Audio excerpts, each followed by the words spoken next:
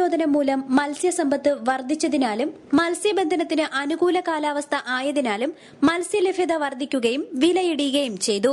250 രൂപ ഉണ്ടായിരുന്ന 1 കിലോ നെമ്മീൻ ചൂരയ്ക്ക് രണ്ടാഴ്ചയ്ക്കുള്ളിൽ 200 രൂപയായി കുറഞ്ഞു. 380 രൂപയായിരുന്ന വേളാപ്പാര 280-ലെത്തി. 760 രൂപയായിരുന്ന നെമ്മീന് 200 രൂപയാണ് കുറഞ്ഞത്. 1 കിലോയ്ക്ക് 200 രൂപയുണ്ടായിരുന്ന ഞണ്ടിന് ഇപ്പോൾ വില 140 ആയി. ചെമ്പല്ലിക്കോര 200-ൽ നിന്നും 70 രൂപയിലെത്തി. രണ്ടാഴ്ച കൊണ്ട് 130 രൂപ കുറഞ്ഞ് കൊഞ്ചുവില 250-ൽ നിന്നും 120-ലെത്തി. ഈ സാഹചര്യം തുടരുകയും ഓണക്കാലം എത്തുകയും കൂടി ചെയ്താൽ വില കൂടാൻ സാധ്യത ഇല്ലെന്നാണ് വ്യാപാരികൾ പറയുന്നത്. പ്രധാനമായും കൊല്ലം, നീണ്ടകര എന്നിവിടങ്ങളിൽ നിന്നാണ് കിഴക്കൻ മേഖലകളിൽ മത്സ്യം എത്തുന്നത്. ഇപ്പൊ നീണ്ടകര മീൻ പിടിക്കുന്നത് ഇഷ്ടംപോലെ ബോട്ട് പോകുന്നുണ്ട്. കണ്ടമാനം മീൻ വന്നുകൊണ്ടിരിക്കുക. വില ഇനിയും കുറയാൻ സാധ്യതയുണ്ട്.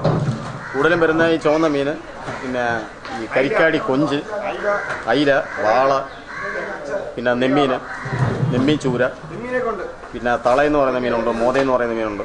ഇതൊക്കെ ഇപ്പോൾ ഒരുപാട് ധാരാളമായിട്ട് വന്നുകൊണ്ടിരിക്കുക. എല്ലാം വിഴിഞ്ഞം, പിന്നെ കൊല്ലം വാടിയിൽ നിന്ന് വരുന്നുണ്ട്. അതുപോലെ പിന്നെ ഒരുപാട് സ്ഥലങ്ങളിലൊക്കെ വയനാട്ടിൽ നിന്ന് വരുന്നുണ്ട്. പിന്നെ കൊല്ലം ചാള വരുന്നുണ്ട്. വാടിയിൽ നിന്ന് വിളിക്കുന്ന കൊല്ലം ചാളയൊക്കെ ഇപ്പോൾ നല്ല നെയ്യൊക്കെയുള്ള സമയമാണ്. നല്ല മീനാണ്, വിലക്കുറവാണ്. ഇപ്പോൾ 1 കിലോയ്ക്കൊക്കെ 40 രൂപയായിരുന്നു. നേരത്തെ അതിൻ്റെ വിലയെന്ന് പറഞ്ഞാൽ 80 രൂപയൊക്കെ ആയിരുന്നു. ഇപ്പോൾ അത് വില കുറഞ്ഞു. ഇപ്പോൾ വളരെ താഴ്ന്ന ഒരു നിലവാരമാണ് വരുന്നത്. ഇപ്പം മീൻ വാങ്ങിക്കാൻ ആളില്ല ഇപ്പോൾ. News bureau, Punalur.